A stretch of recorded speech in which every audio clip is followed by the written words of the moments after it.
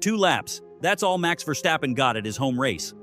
He arrived at Zandvoort with thousands of Dutch fans packed into the grandstands, orange flags everywhere, and the kind of atmosphere that only exists when Verstappen races on home soil.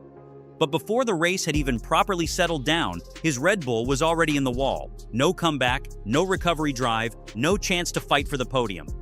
Just a wet track, one mistake, and a home Grand Prix that was over almost instantly. And because this was the final Dutch Grand Prix scheduled to take place at Zandvoort, the timing could hardly have been worse.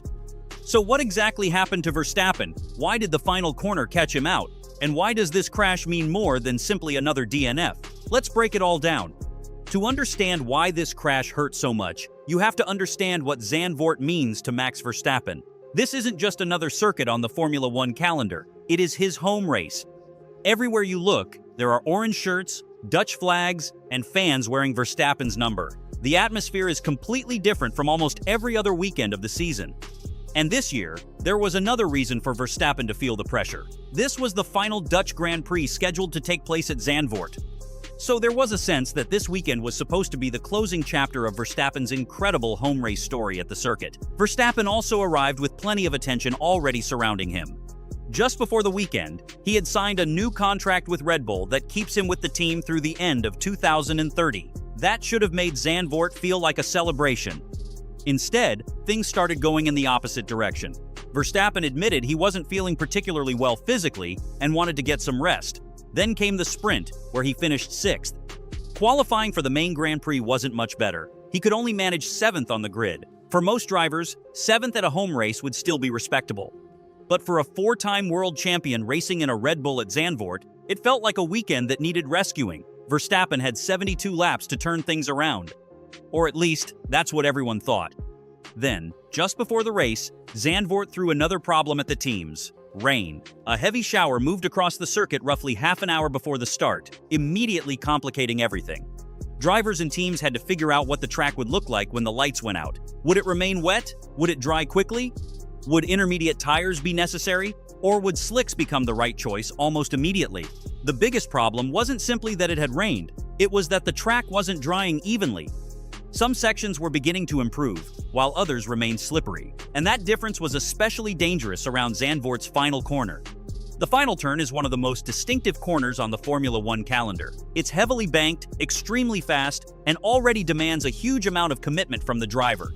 Now add a damp surface to it, and suddenly a corner that drivers normally attack with confidence becomes a completely different challenge. Verstappen found that out the hard way. The race had barely started.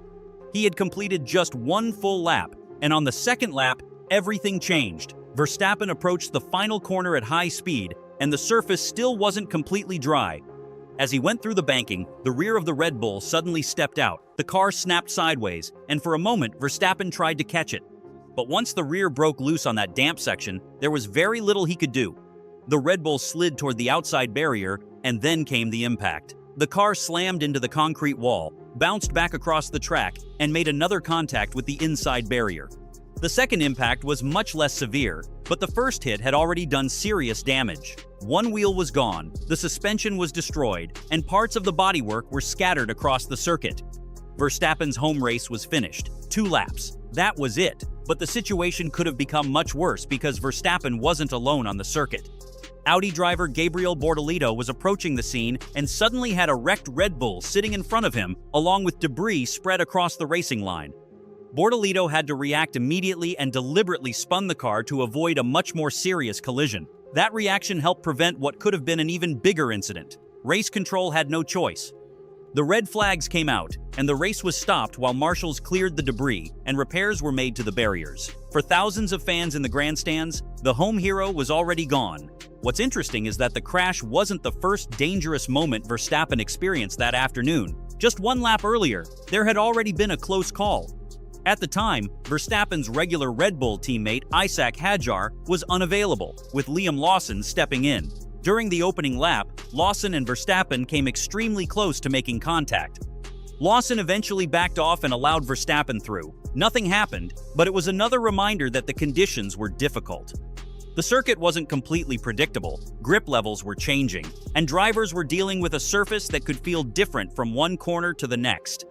Only moments later, Verstappen would discover just how unforgiving those conditions could be. The final corner had looked manageable, until suddenly, it wasn't. The first question after an accident like that is always the same. Was the driver okay? Thankfully, Verstappen was. He climbed out of the car under his own power and immediately communicated with his team. He was then required to undergo the usual medical checks following the severity of the impact. After being cleared, he returned to the Red Bull area and later spoke to the media. Physically, he had escaped what could have been a much more serious outcome, but what stood out was his reaction. There was no attempt to blame someone else, no argument about another driver, and no attempt to make the conditions responsible for everything. Verstappen simply accepted what happened. He had made a mistake, and he knew it. His first reaction over the radio reflected that. He apologized to the team. Later, when he spoke publicly, he explained that he had misjudged the corner.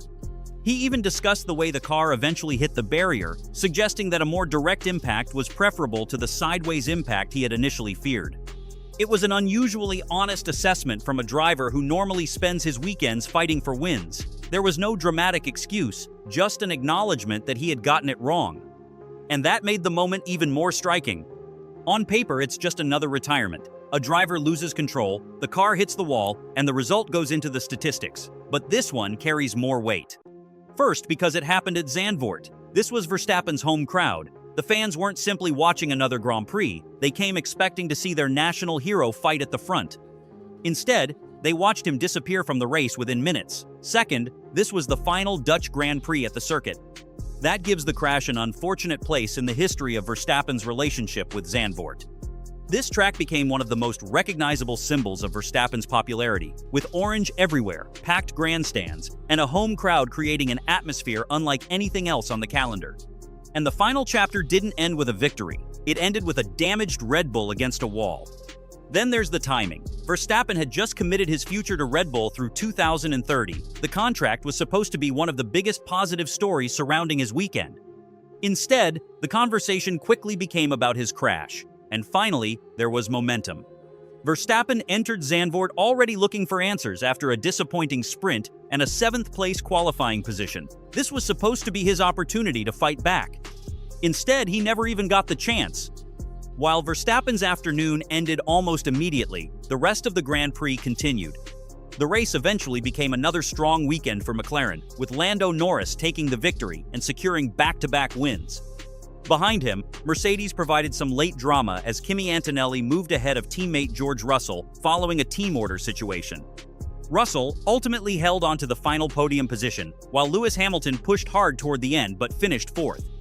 The championship picture continued to develop, the points continued to change, and the teams continued fighting, but none of that changed what had already happened to Verstappen. For him, the Dutch Grand Prix had been decided before the race had even properly found its rhythm. That's what makes this crash so memorable. It wasn't necessarily the biggest accident we've ever seen in Formula One. It wasn't the most complicated incident, and it wasn't caused by some dramatic multi-car battle. It was much simpler than that. The track was still tricky, the final corner was unforgiving, and Verstappen got it wrong, but the location and timing turned a normal racing mistake into something much more painful. His home race, his final Dutch Grand Prix at Zandvoort, thousands of fans dressed in orange, a new long-term Red Bull contract, and a weekend that was supposed to be a celebration. Instead, it lasted 2 laps. The good news is that Verstappen walked away safely. And perhaps the most important thing we learned from the incident wasn't about the crash itself. It was about how he responded afterward. He didn't hide from the mistake, he didn't blame the weather, and he didn't blame another driver. He admitted that he had misjudged the corner and accepted responsibility. For a driver who has built his reputation around winning, that kind of honesty, after a disappointing result, says plenty about his character.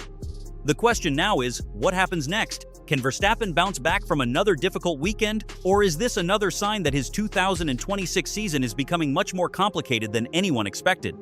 That's the bigger story we'll be watching from here.